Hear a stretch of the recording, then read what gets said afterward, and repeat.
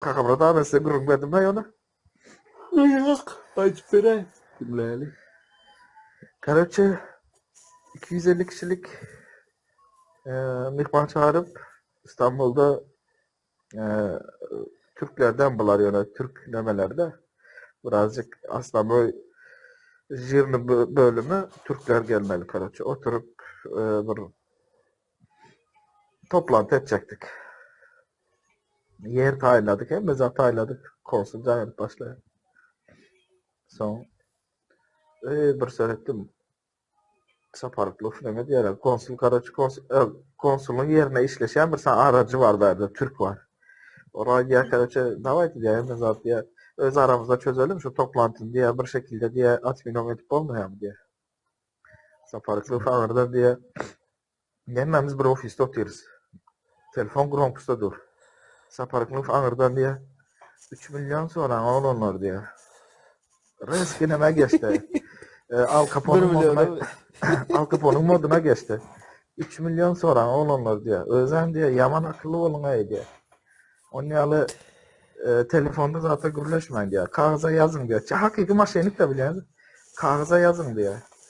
Kağıza yazın diye görsün. Son diye öçürün. Kağızı yakın diye. İşte onun elinde diye doказательство kalmasın diye. Ondan sonra например diye bayram ya da diye içinizden bir yerin diye pul almana gidiyor diye. O şehirden uzakrak bir yerde pul alın diye. Şehirden uzakrak bir yerde pul alın diye. Sonra yine bir topar demedin diye. 5-6 tane oğlan tayinlap koyun diye. O pul alan oğlan var aynı. Pul alan oğlan bizden. Düşündünüz mü Kakamrata?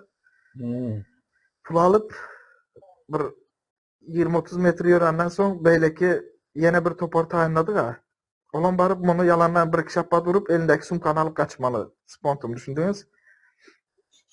Alıp kaçsın diye. Ondan sonra diye biz diye konsula yine can edeceğiz diye. Siz bizi karoçu oyuna getirdiniz.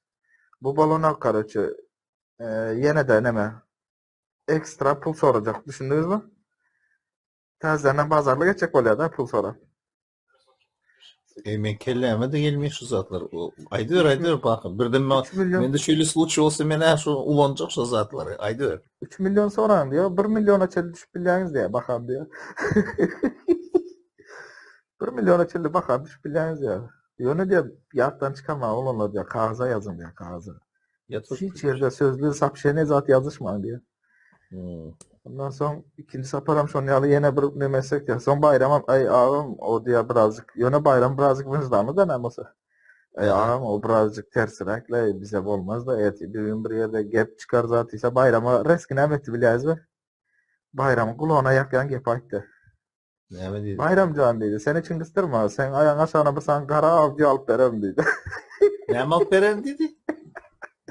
Kara avcı. Audi, Audi. Aha. Kara avcı alıp verem dedi. Sen arkayım ol dedi. Gerek olsa şoförüm tutar sana dedi. Göz önüne gelsin de göz önüne getir diye bayram diye. Ayağın aşağında kara avcın var diye.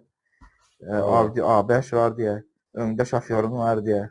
Kastım buyruklu zatlı Türkiye meclisine girip adamın göz önüne getirsene zatı. Bizde manipülasyon diye o kakamrata.